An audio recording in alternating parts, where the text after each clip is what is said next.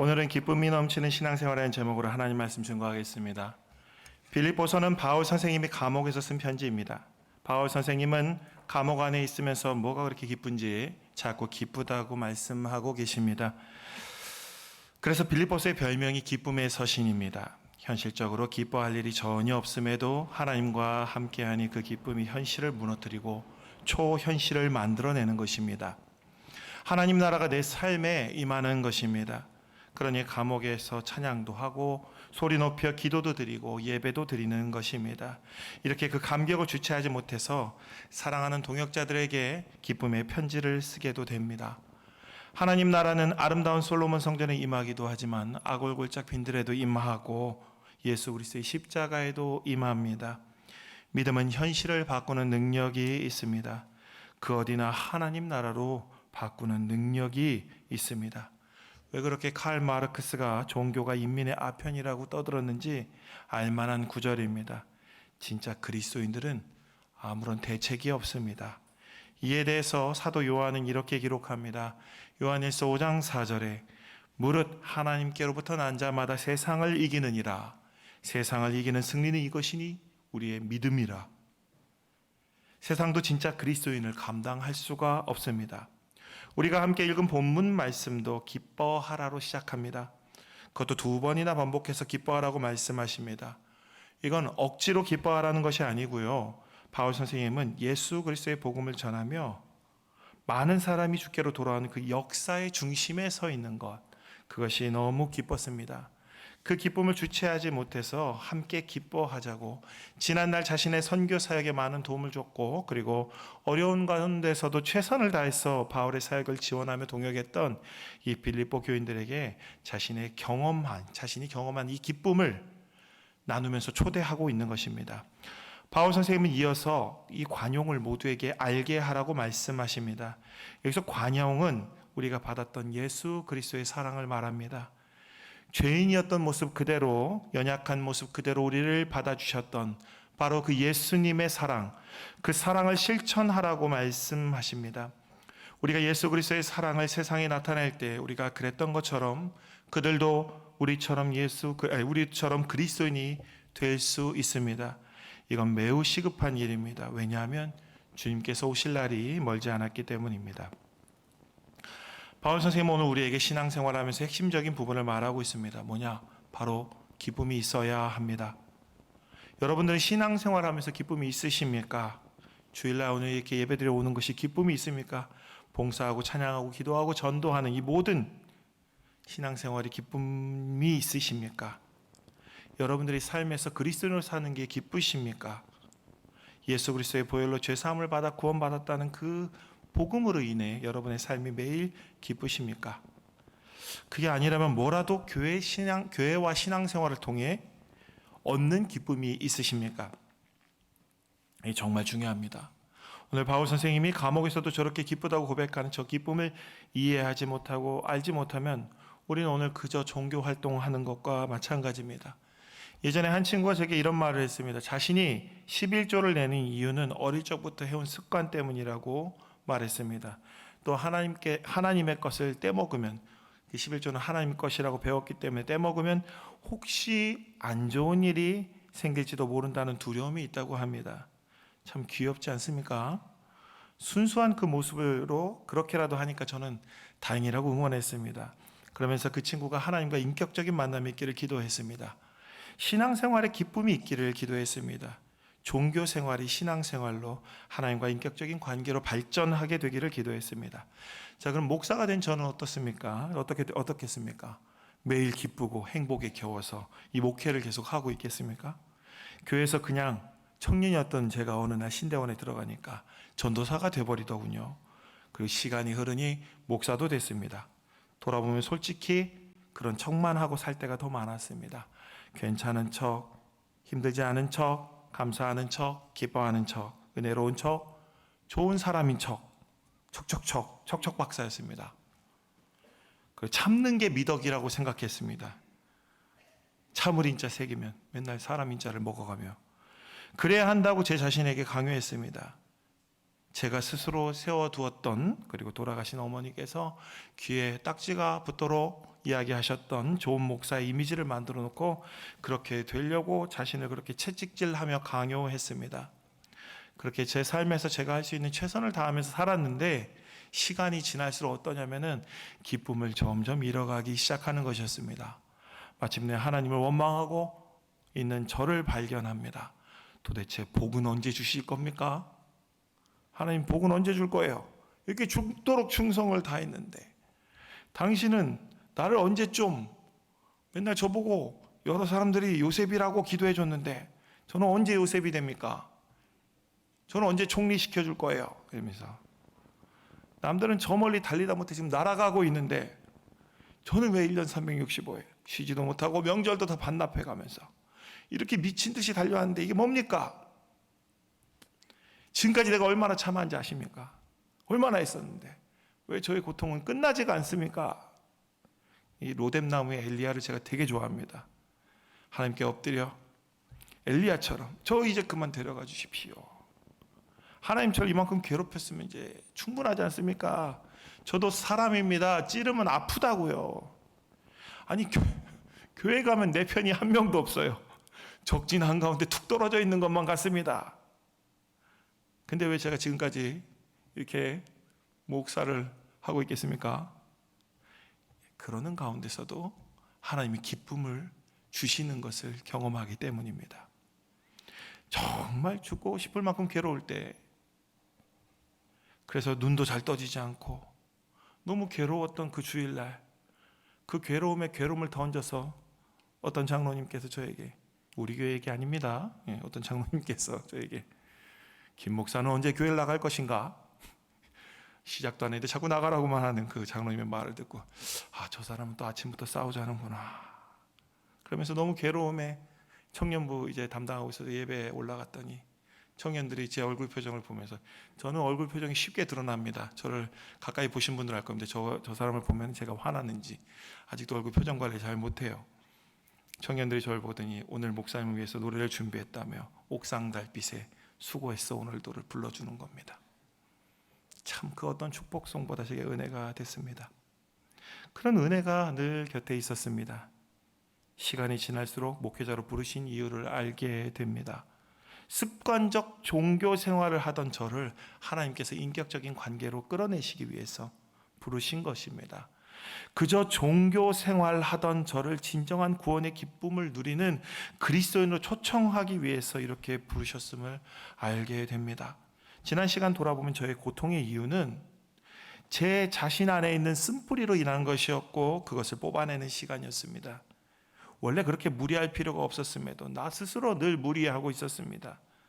저는 늘 제가 만들어 놓은 어릴 적부터 그 위대한 목사님, 이상적인 목사님을 그걸 놓고 그렇게 되려고 애를 썼던 것입니다. 이후에는 교회에서 쫓겨나는 것이 두려웠고 저의 커리어가 갈 곳이 없다. 제 커리어로 갈 곳이 없는 현실이 두려웠고 집도 없는 제가 가족들과 길바닥에 나앉는 것이 두려웠고 이런 안 좋은 생각만 자꾸 하는 겁니다.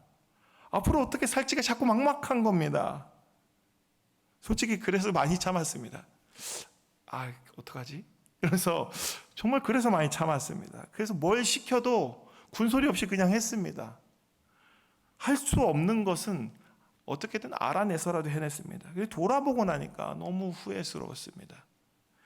하나님은 그렇게까지 하지 않아도 괜찮았는데 저를 기쁨의 현장으로 초대했는데 저의 그런 두려움들이 그 현장을 고통의 현장으로 만들어 버렸습니다.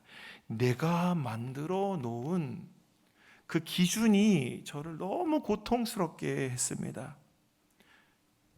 저는 하나님 끼어들 자리가 하나도 없이 나로 촘촘하게 채워져 있었던 사람이었습니다. 가시를 바짝 세우고 하나님이 다가오지 못하도록 해놓고는 하나님을 날마다 원망하고 있었습니다. 왜 나를 불러놓고 이런 고통에 집어넣으십니까? 돌아보면 나의 기준과 바람대로 되지 않았던 것을 원망했던 것입니다. 하나님이 더 크고 놀라운 계획들을 하나님이 세우셨는데 나를 기쁨의 잔치로 초대했는데 내가 그것을 거부하고 내 계획을 하나님 앞에서 주장하고 있었고 주인이신 하나님께 그 삭을 내 마음대로 정해놓고 하나님 이거 주세요 저거 주세요 하고 있었습니다. 근데 하나님 어떻습니까? 하나님 주고 싶은 대로 주겠죠. 근데 그게 뭐였을까요? 저에게 가장 필요한 것이었는데, 근데 우리는 내가 받고 싶은 것을 못 받아서 늘 괴로움과 기쁨이 없는 것입니다.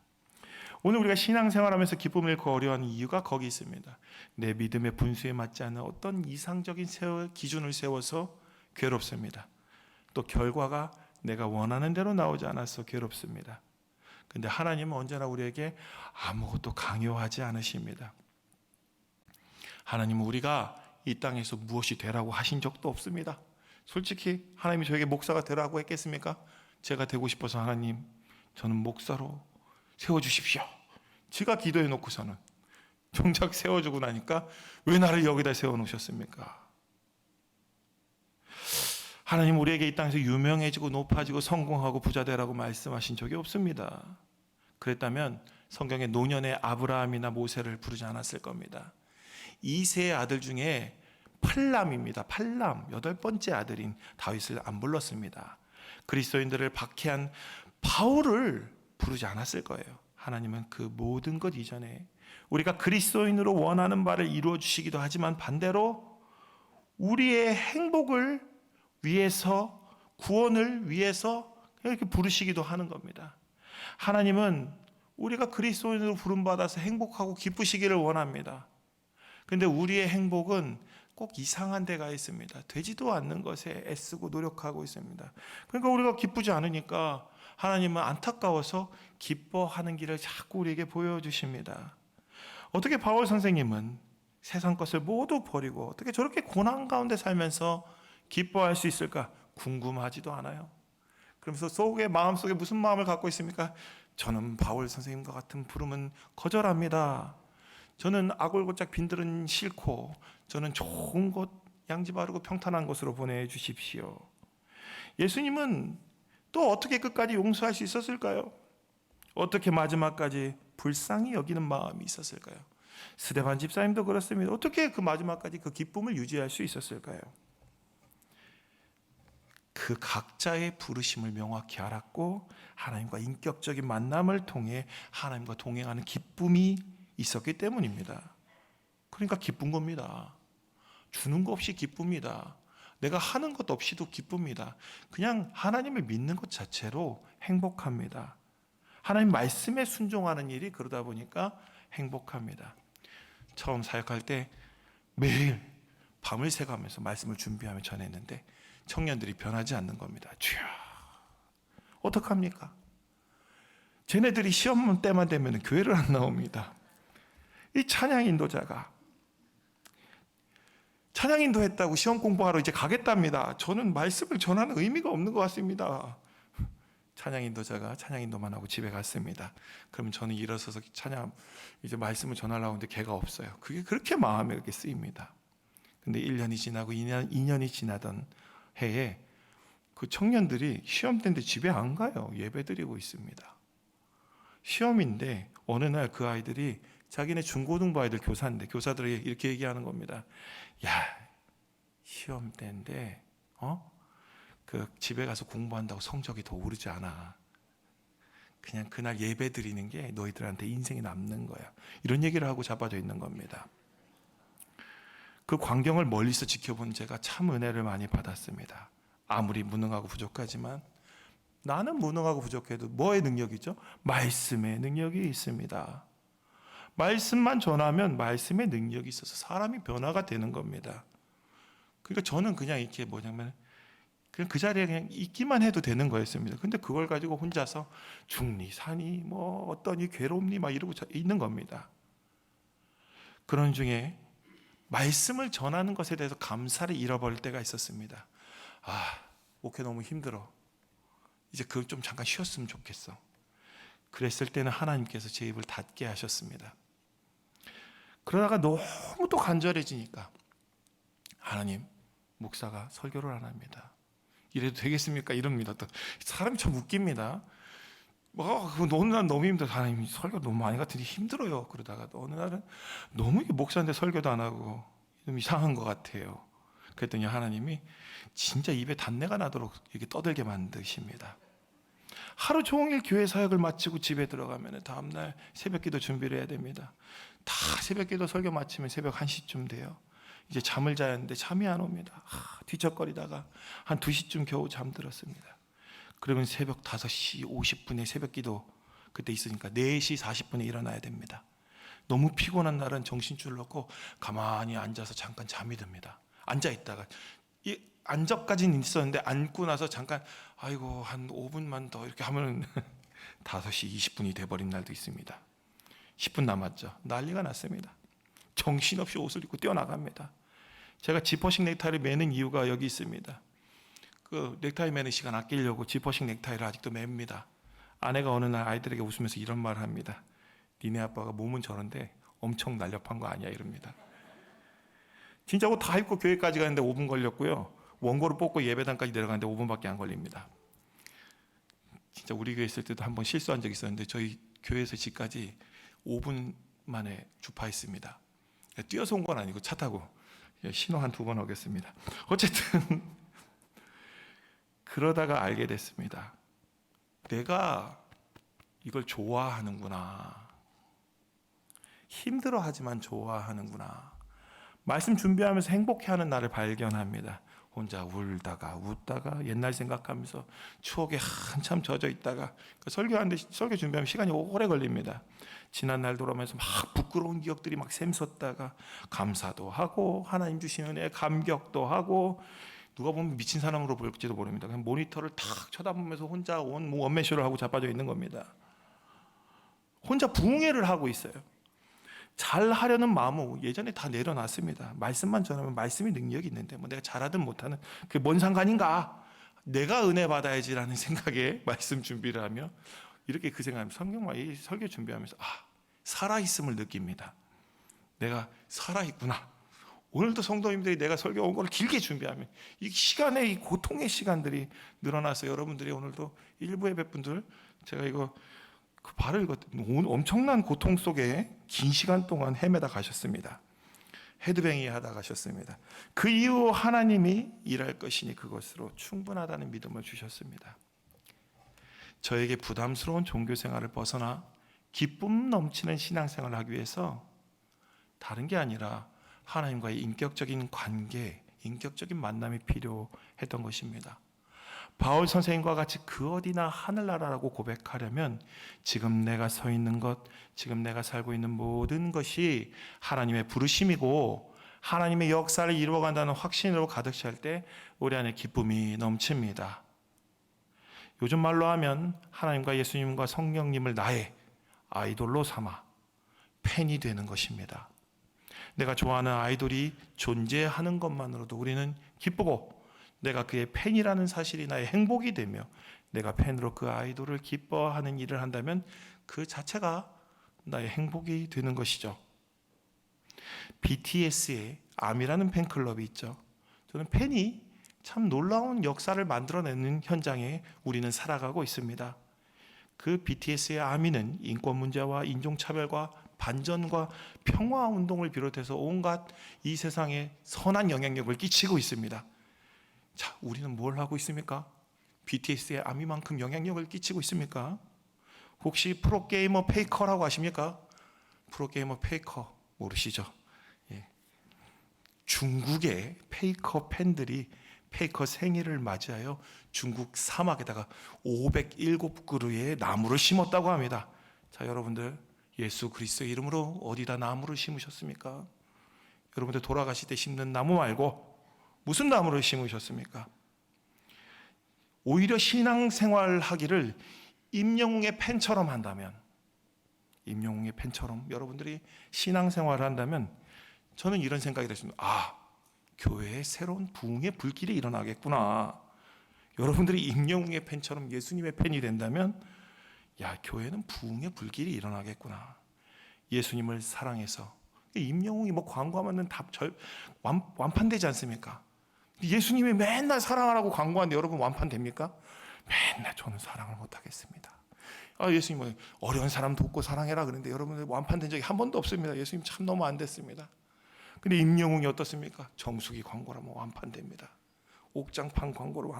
그래서 요즘에 비싼 거 광고를 안 한답니다. 할머니들 고통받으실까 봐. 예수님을 너무 사랑해서 예수님 명령을 지키기 위해서 그러니까 이 바울이 예수님의 진성 팬입니다. 그 명령을 수행하니까 너무 기쁜 겁니다. 예수님 기뻐하실 일을 하는 게 자기 인생의 목표인 겁니다. 그러니까 감옥에서 복음에 내가 전도의 문으로 사용되고 있으니 너무 기뻐서 신나서 그 신나는 거 주체하지 못하니까, 우리 신나는 거 주체하지 못하면 어떻습니까?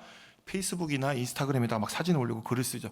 그것처럼 오늘 바울 선생님도 너무 신나가지고 빌립보 교인들에게 편지를 쓰고 있는 겁니다. 내가 정말 행복하거든. 나 너무 기쁘거든. 그래서 어느 날 갑자기 저는 상처투성이인 저의 목회, 상처투성이인 저에게 목회 철학이라는 게 자꾸 누가 물어보면 너의 목회 철학은 뭐냐? 무슨 목회를 철학으로 합니까? 그냥 순종하면 되지라고 늘 말하다가 어느 날 자꾸 물어보니까 저의 목회 철학이 하나 생겼습니다. 뭐냐면 취미로 목사하는 사람입니다. 저는 누가 물어보면 너의 목회 철학이 뭐냐? 그럼 저는 취미로 목사하는 사람입니다 라고 말합니다. 이런 생각을 하게 된 계기가 있는데, 저는 취미로 아직도 만화를 즐겨봅니다. 돌아가신 어머니가 알았다면 혀를 차면서 네가 아직도 애냐고 잔소리 하셨겠지만, 제 취미 중에 하나는 아직도 만화책을 모으고 있습니다. 그래서 어떤 만화가 있는데 그 만화 제목이 원펀맨입니다. 아는 사람은 다 알아요.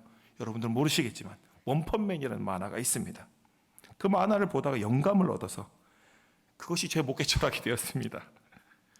지금은 그 목회 철학을 겁도 없이 당당히 이력서에 써놓는 그런 기행을 또 벌이기도 합니다. 여러분들 모르시겠지만 담임 목회자 이력서를 준비할 때 그걸 겁도 없이 씁니다. 한국 교회에서 절대 받아들이지 않을 그런 용기를, 그런 만용을 부리고 있습니다.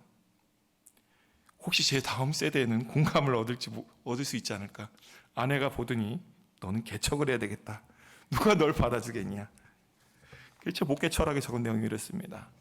제가 근래 가장 감동 깊게 본 작품은 뭐냐? 원펀맨입니다. 작품이라고 얘기하죠. 작품. 만화라고 얘기하면 사람들이 무시하고 들어가니까 작품이라고 글을 바꿨습니다. 주인공은 취미로 히어로 활동을 합니다. 그는 가장 강력한 히어로인데 아무도 그를 알아주지 않습니다. 사람들이 그를 모르는 이유는 그가 히어로 협회에 등록하지 않았고 자신의 업적을 누구에게도 자랑하지 않기 때문입니다. 그는 그저 사람들을 구하는 것이 좋아서 히어로 활동을 하는 사람입니다. 그렇게 그는 사람들이 보이지 않는 곳에서 겉으로 보이는 협회에 등록된 프로 히어로들이 구할 수 없는 인류 최대의 위기를 막아내는 진정한 히어로입니다. 이 작품에서 협회에 등록된 히어로를 프로 히어로라고 하고, 그들은 돈을 받죠. 주인공같이 이름 없이 활동하는 사람을 아마추어 히어로라고 합니다. 전 신앙생활도 이 아마추어 히어로처럼 해야 된다고 봅니다. 취미로 하는 것입니다. 프로의식이라는 인간성 상실과 물질주의와 성공주의를 부추기는 이 시대적 이데올로기는 뭔가 있어 보이지 않습니까? 어려운 말 계속 쓰고 있습니다. 이미 오래전부터 교회에 깊숙이 침투해 있었습니다. 목회자는 자신의 경건과 희생과 거룩과 개인기죠. 설교, 정치, 관계, 이거는 솔직히 목사님들의 개인기입니다. 개인기. 이거를 뭘로 바꿨냐? 명예와 권위와 물질로 바꾸었고, 참 겁도 없죠. 이런 말들을 함부로 하고, 성도들도 그런 목회자들의 신자유주의적 이데올로기에 오염된 성경 말씀대로 순종하면 복을 받아서 세상에서 성공한다, 이런 혼종설교라고 얘기합니다. 혼종설교의 영향을 받아 교회 안에서 성공한 자신을 드러내고 인정받는 것이 믿음의 증거라고 생각하게 되었습니다. 뭔가 비장하지 않습니까? 또한 교회에서 열심히 봉사하고 순종하는 이유도, 공동체에서 남을 깎아내리거나 이 이유도, 두 줄이 내가 봤네요. 공동체 안에서 봉사하고 순종하는 이유도 그 공동체에서 남들이 바라보는 시선과 체면 때문이었습니다. 결국 그렇게 인정받지 못하면 어떻게 하냐면 남을 깎아내리거나 정죄함으로 자신이 남들보다 믿음이 못하다는 불안감으로부터 안정감을 얻고자 하는 모습을 보았습니다. 결론은 우리 모두가 갈라디아 교인들처럼 다시 초등학문으로 돌아가고 있음을 봤습니다. 그래서 너무 진지하고 무겁고 거룩함을 강조하지 말고 좀 가볍게 취미로 신앙생활하는 교회였으면 좋겠습니다. 또 신앙생활을 통해 내 인생의 모든 목적이 이 취미를 최대한 기쁘게 즐기기 위함이었으면 좋겠습니다. 또 신앙생활을 통해 이 모든 기쁨을 얻어서 어떤 것도 나의 자랑이 되지 않았으면 좋겠습니다. 그러다가 나중에 이 취미가 점점 깊어지면 예수님 따라하는 취미가 생기는 교회였으면 좋겠습니다. 그러면서도 우리 이름을 내지 않고 우리가 지나간 자리에 예수 그리스도의 흔적만 남고 우리는 이름도 없이 빛도 없이 남들 보면 아마추어처럼 너무 서툴게 그러나 실력 많은 프로를 넘어설 정도의 실력과 열정으로 살았으면 좋겠습니다.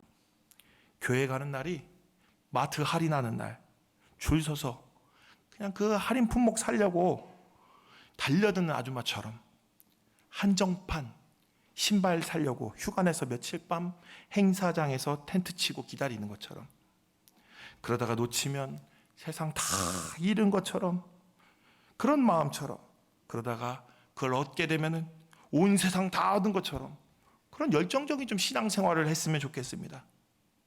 그런데 사람을 고용해서 한정판 신발을 구매한 다음에 되파는 건 프로의 영역입니다. 그건 돈 벌기 위한 영역이기 때문에 그런 건 안 됩니다. 인터넷에서 임영웅 티켓을 되팔기 위해서 프로그램 돌려서 구매하는 것도 역시 반칙입니다. 그러나 그 프로그램을 사용하는 그 프로 리셀러들의 벽을 넘기 위해서 날마다 매일 이 손가락으로 마우스 클릭 연습을 열심히 해가지고 정정당당하게 승부한 다음에 마침내 최후 승리하여 임영웅 티켓을 얻으면 어떻습니까? 요즘에 TV에 자꾸 나오죠. 컴퓨터를 한 6대씩 해갖고 친구들끼리 앉아서 막 누르는 모습. 세상 모든 걸 얻는 것 마냥 순수하며 아마추어적인 기쁨으로 늘 충만한 그런 교회였으면 좋겠습니다.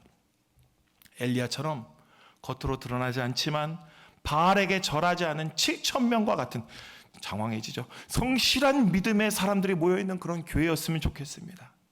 교회가 하나님 방법으로 날마다 기쁘고 성실하게 구원을 향해 한 걸음씩 걸어 나아가되 한 명도 낙오하는 사람 없이 가장 믿음 좋은 사람이 앞서 나가는 것이 아니라 가장 뒤에서 밀면서 가는 마침내 한 명도 빠짐없이 다 천국 가는 그런 공동체였으면 좋겠습니다.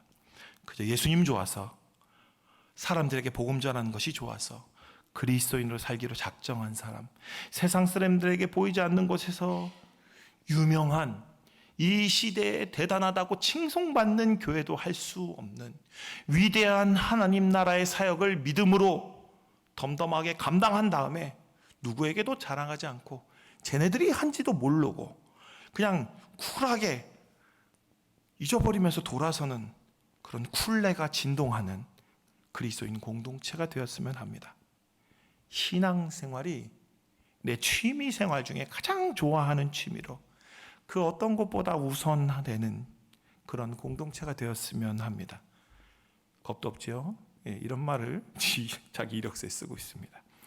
저의 이런 생각은 제가 이렇게 그냥 그 만화만 봤다고 생긴 게 아니라 신앙생활하면서부터 많은 사람들을 봤습니다. 제가 갈릴리 교회 사역할 때 외국인 노동자 비자 연장하려고 하는데 돈이 많이 필요해요. 그래서 이대로 있으면 걔네들 집에 돌아가야 될까 봐 이 고민을 털어놨습니다. 장로님, 저희 대학 선배님이셨는데 만만하니까 이렇게 장로님, 큰일입니다. 우리 몽골 애들 다 집에 가게 생겼어요. 그랬더니 이 장로님이 이렇게 얘기합니다. 참 은혜로운 말이죠. 얼마면 되는데 얼마면 되는데 급한 대로 준비해 볼 테니 뭐 돈 벌어서 뭐 하나, 하나님 일 하려고 쓰는 거지, 이러는 겁니다. 또 청년부 사역이 어려워졌을 때 예산이 한 푼도 없는 거예요. 어떻게 할지 너무 걱정되고 있었는데 청년부 부장님이 와서 얘기합니다. 아주 친근하게. 이분은 저한테 늘 말을 놓습니다. 에이, 걱정하지 마. 진짜로 돈 걱정하지 마. 없으면 하나님 주실 거야. 걱정하지 말고 하고 싶은 거 있으면 다 해, 이러는 겁니다. 그러니 자기 친한 집사님들, 장로님들 만나가지고 후원금을 강제 징수해 온 겁니다. 그리고 통장 만든 다음에 카드를 저한테 하나 주면서 아유, 걱정 말고 다 쓰면 말해. 하늘 통장은 언제나 열려 있어. 자기들이 돈 버는 게 교회 갖다 주려고 돈 버는 거라면서 늘 걱정하지 말라 합니다. 그리고 청년부 동계 수련회 때 그런 일이 있었습니다. 청년부 수련회 응원차 일남선교회 65세 이상이신 어르신들이 겨울 동계 수련회 겨울이었습니다. 추운 날 우리 청년들 고기 구워준다고 오셨습니다. 근데 고기를 구우려면 어디서 구워야 됩니까? 밖에서 굽죠. 그 한겨울날 추운 날 이 65세 이상 어르신들이 콧물을 흘려가면서 그 추운 날 그 밖에서 고기를 굽고 있는 겁니다.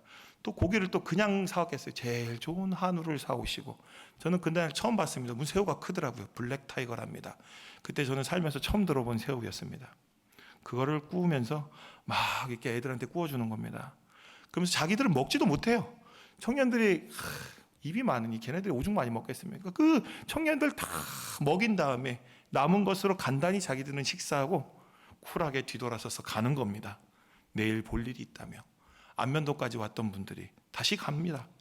그런데 60대 중반 이상이었습니다. 그러면서 뭐가 그렇게 좋은지 싱글벙글 웃으면서 자기들 헤맸던 이야기를 너무 즐겁게 하십니다. 제가 교회 건물 관리할 때, 저 건물 관리한 적도 있습니다. 그때 제 힘으로 해결할 수 없는 문제가 생겨서 너무 힘들어하고 있었어요. 그러다가 벽에 막히니까 관리 부장님, 아까 그 청년부 부장님이랑 똑같은 분입니다. 그분한테 전화했습니다. 그랬더니 무슨 일이야? 그랬더니 이거 안 돼요. 그랬더니 잠깐만 기다리더니 자기 하던 일, 직장에서 하던 일 내려놓고 와가지고 다 해결해놓고 가더니 뭐라는지 하면 다음에 또 문제 생기면 전화해라고 합니다. 제가 이사 온 지 얼마 안 돼서 이제 머리 자르려고 했는데 어디 가면 제일 싸요? 저는 꼭 이런 식의 질문을 합니다. 어디 가면 제일 싸요? 그랬더니 그때 이주교회의 이주 노동자들 머리 잘라주신 집사님이 이렇게 얘기합니다. 목사님은 이주교회 담당 목사님이니 특별히 무료입니다. 와서 자르고 가시죠. 그래서 거의 2년 반 동안 거기서 무료로 이발했습니다. 매주 예배 드리러 오는 이주 노동자를 위해서 매주 뭘 하냐면 닭을 튀깁니다. 왜냐하면 인도 애들은 소를 못 먹고 이슬람권 애들은 돼지를 못 먹습니다. 그러다 보니 가장 평화로운 자리가 어디냐면 닭입니다. 닭. 세상에 가장 평화로운 음식 닭. 매주 튀깁니다. 몸에 기름 냄새가 배면서도 매주 튀기면서 뭐가 그렇게 행복한지 모르겠습니다. 그러면서 서로 무슨 얘기를 하냐면 네가 잘 튀겼니? 내가 잘 튀겼니? 오늘 얼마나 바삭한지 이런 걸로 경쟁하고 있다가 너무 놀라운 사실은 그분들 중에 한 분은 자기 튀김 실력을 발견해서 치킨집을 내신 분도 있습니다. 너무 행복한 사람들이 많았는데 그 당시가 제 사역 기간 중에 가장 힘들었던 기간입니다. 괴롭던 시절입니다. 근데 그 괴롭던 시절 옆을 보니까 행복한 사람들이, 기뻐하는 사람들이 가득 차 있었습니다. 처음에 저는 제 고통에 매몰되어 있었습니다. 그러나 그분들을 보면서 저의 괴로움이 서서히 옅어지기 시작했습니다. 그러면서 저의 무너진 마음이 회복되고 있었습니다. 어떤 상황에서도 그분들은 기쁨으로 신앙생활하는 모습을 보니까 저도 그것을 보고 따라하고 싶어졌습니다. 그러니까 핑계할 수가 없었어요. 그래도 목사인데. 잦은 이사와, 최근에는 그것도 있어요. 전 잦은 이사와 좋지 않은 환경으로 나는 정말 무능한 아버지다, 무능한 가장이다 이런 생각으로 자격지심에 가족들한테 늘 미안했는데 얼마 전에 설문조사를 했더니 가족들의 만족도가 상당히 높다는 사실을 발견했습니다. 참 혼자 괴로워한 겁니다.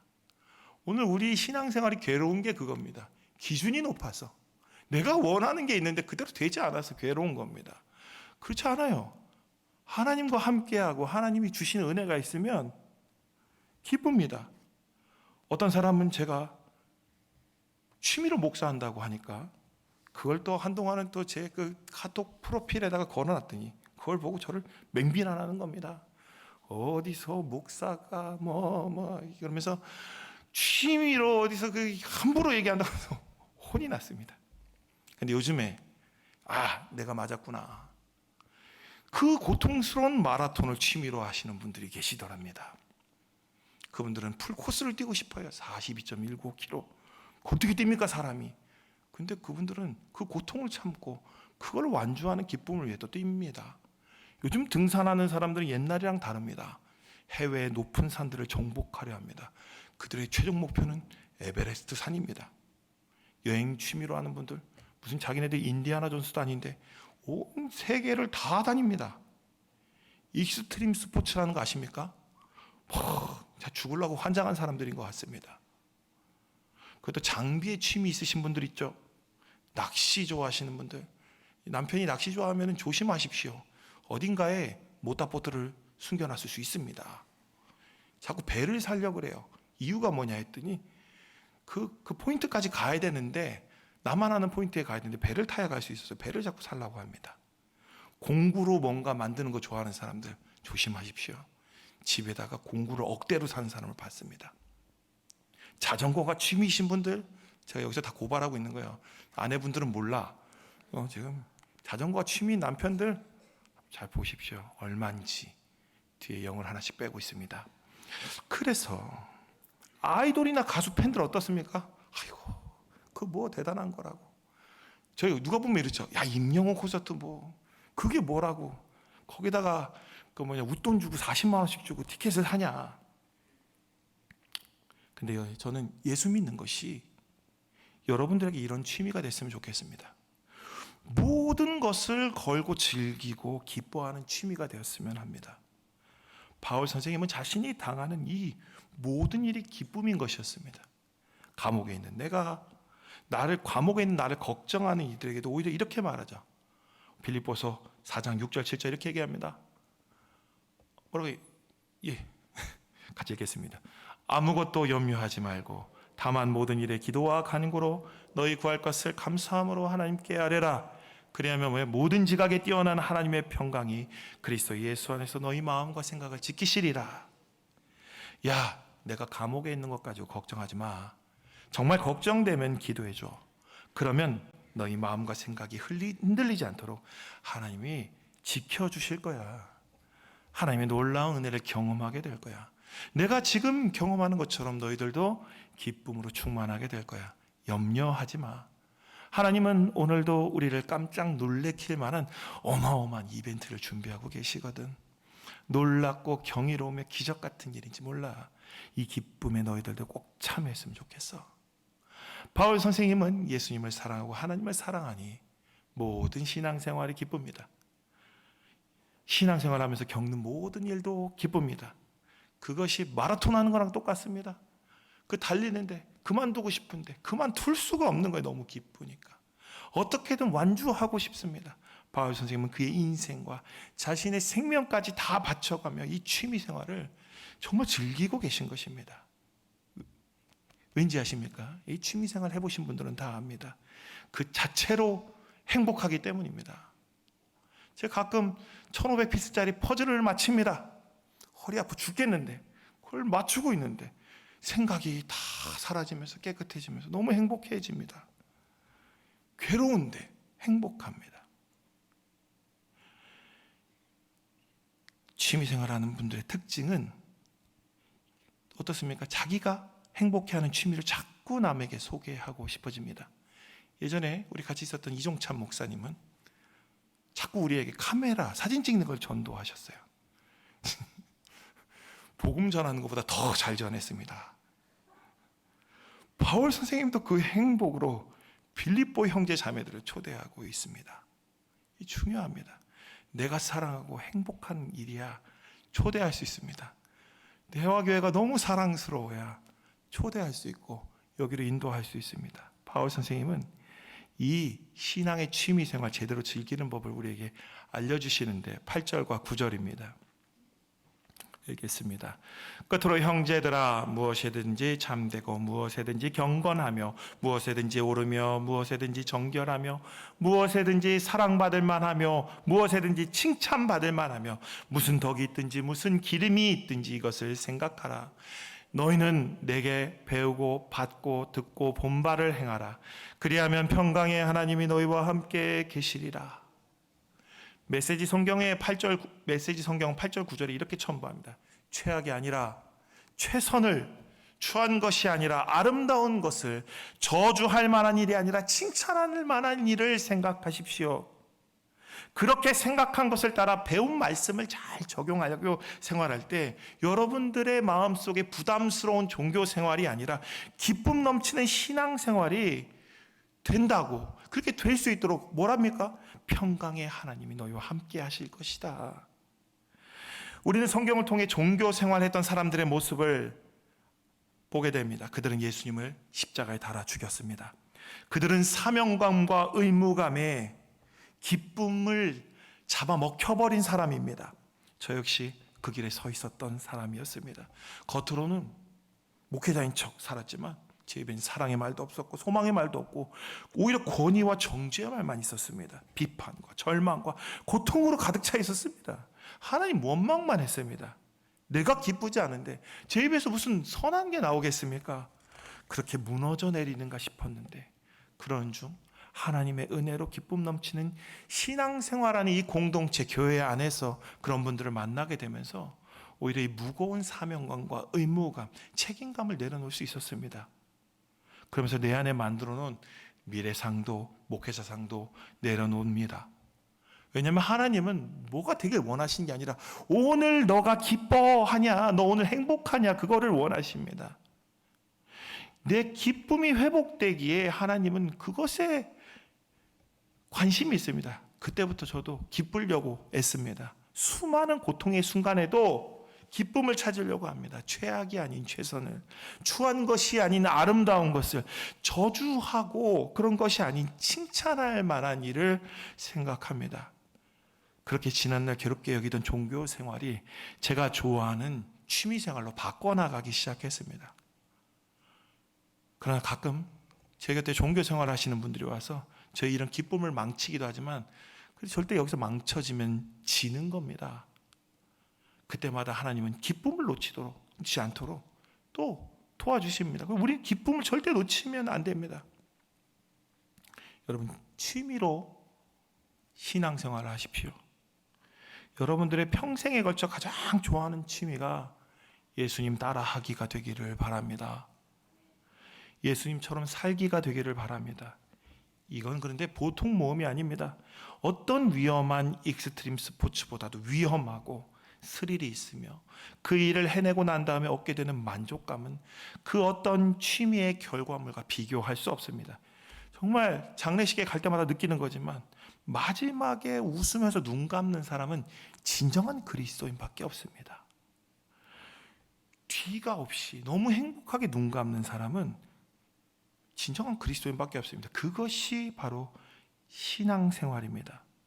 오늘 여러분들의 삶에 이 기쁨이 넘치도록 이 신앙생활을 여러분이 가장 소중히 생각하며 사랑하는 취미생활로 좀 바꾸시길 바랍니다. 부담 갖지 말고 주일날 오는 게, 토요일날 오는 게 좀 이렇게 기뻤으면 좋겠습니다. 제가 진짜 여러분들 간곡히 바라기는 여러분들이 예수님의 사생팬이 되셨으면 좋겠습니다. 매일 교회 앞에 뻔질나게 들락거리는 사생팬이 됐으면 좋겠습니다. 그러면 오늘 바울 선생님과 같은 그런 기쁨이 여러분들에게 임할 줄 믿습니다. 이미 지금 그런 보면 보입니다. 하루도 빠짐없이 교회 오시는 분들이 뭐 여기 꿀 발라놨는지. 저는 꿀 발라놔서 온 게 아니라 안 오면 안 되니까 오는 사람이지만 이상하게 저도 아닌 사람이 자꾸 화요일 나오시고 수요일 나오시고 목요일 나오시고 금요일 나오시고 토요일 날도 오시고 주일 날도 오시고 매일 출근하시는 분들 계십니다. 하나님 나라가 이분들의 삶에 이미 임했는 줄 믿습니다. 자, 끝으로 주무실까 봐 빨리 끝내야 되는데 성경학교와 수련회가 계속되고 있습니다. 신앙적 취미 생활을 즐길 가장 좋은 때입니다. 여러분들 어린 시절 바캉스, 요즘에 쓰지도 않는 말이죠. 바캉스, 정겨운 말이죠. 저는 그때 한 번도 간 적이 없었습니다. 그런 제게 쌀 때는 5,000원, 그래서 나중에 올라서 10,000원, 세상을 다 가질 수 있는 행복을 주었고 너무나 큰 사랑받는 경험을 주었고 물놀이도 시켜주고 캠프파이어도 하고 그런 게 있었습니다. 그게 뭡니까? 여름 성경학교죠. 참 저희 어머니 어떻게 바캉스 한 번 안 데려갔나 모르겠습니다. 여름 성경학교에 저를 던져놓고, 근데 그 당시 그 가격에 맞출 수 있었던 건 이유가 뭔지 아십니까? 10,000원의 행복을 줄 수 있었던 이유는 그 뒤에 예수님을 닮으려고 노력했던 수많은 취미 애호가 분들이 계셨기 때문입니다. 여러분, 우리 대화 공동체의 아이들과 청년들을 보면 얼마나 행복합니까? 누가 그럽니다. 우리 교회에 애들이 있었어. 참, 우리 교회 애들 많습니다. 애들 많아요. 여러분들, 내가 드리는 예배에 애들이 없다고 애들이 없는 줄 아시는데, 내 예배만 드리고 가니까, 내 눈에 보이지 않으니까 우리 교회 애들이 없는 줄 아는데, 우리 교회는 애들이 몇 명인지 아십니까? 청년을 포함해서 100명이 넘는 아이들이 매주 청년부와 그 유치부, 유아부, 유치부, 그 또 어디냐, 유소년부, 중고등부에서 예배를 드리고 있습니다. 100명이 넘는 아이들이, 청년들이 매주 예배를 드리고 있습니다. 놀랍지 않습니까? 하나도 안 놀랍죠. 맨날 뭐 억걱하는 소리를 많이, 100명이 안 놀랍죠. 요즘 같은 시대에 애들이 100명이 어디 있습니까? 1년에 한 번밖에 안 오는 기회입니다. 기도는 기본이고, 제가 오늘 이 얘기하려고 여기까지 이렇게 빌드업을 한 겁니다. 여유가 되시는 분들은 앞에서 말씀드린 것처럼 알아서 여러분들이 받은 은혜대로 그 사랑을 나누시길 바랍니다. 이 여름 우리 아이들이 이 기쁜 신앙생활을 자기 삶에서 가장 사랑하는 평생의 취미생활로 자리 잡을 수 있도록 여러분들의 관심과 사랑이 필요합니다. 자, 이제 진짜 끝났습니다. 이제 주무시는 분들은 잠깐 일어나시고 마무리 짓겠습니다. 여러분들의 신앙생활이 바울 선생님과 같은 기쁨이 넘치는 신앙생활이 되기를 간절히 기원합니다. 종교 활동은 오래 할수록 손해입니다. 오늘부터 여러분들이 가장 좋아하는 취미 중 하나로 그중에 이 신앙생활을 좀 올려놓으십시오. 그러다가 여러분이 가장 좋아하는 취미가 결국엔 이 신앙생활을 통해 날마다 예수 그리스도를 닮아가게 되는 것이 되기를 기원합니다. 그러면 그때 바울 선생님이 경험한 이 놀라운 기쁨, 그 어디나 하늘나라가 여러분의 삶에 늘 함께 있을 것입니다. 기도하겠습니다. 하나님, 오늘 우리가 바울 선생님과 같은 기쁨 넘치는 신앙생활 하기를 원합니다. 바울 선생님과 같이 우리가 세상에서 가장 기뻐하며 사랑하는 일이 예수님 닮는 것이 되길 원합니다. 주여, 오늘 우리를 그 기쁨으로 초대하여 주옵소서. 주여, 지난날 그저 종교 생활하며 기쁨 없이 의무감으로 사명감으로 습관적으로 주의 말씀에 어쩔 수 없이 순종하며 살아온 이들이 있다면 그들을 불쌍히 여겨 주옵소서. 그 눈과 마음을 열어주셔서 바울 선생님의 기쁨을 알게 하시고 오늘 우리 곁에서 기쁨으로 신앙생활하는 형제 자매들의 모습을 통해 그 신앙생활의 기쁨과 감사와 은혜가 회복될 수 있도록 인도하옵소서. 마침내 우리 대화 공동체 모두가 주 안에서 기쁨 넘치는 신앙 공동체 될 수 있도록 인도하여 주시옵소서. 예수님의 이름으로 기도드립니다. 아멘.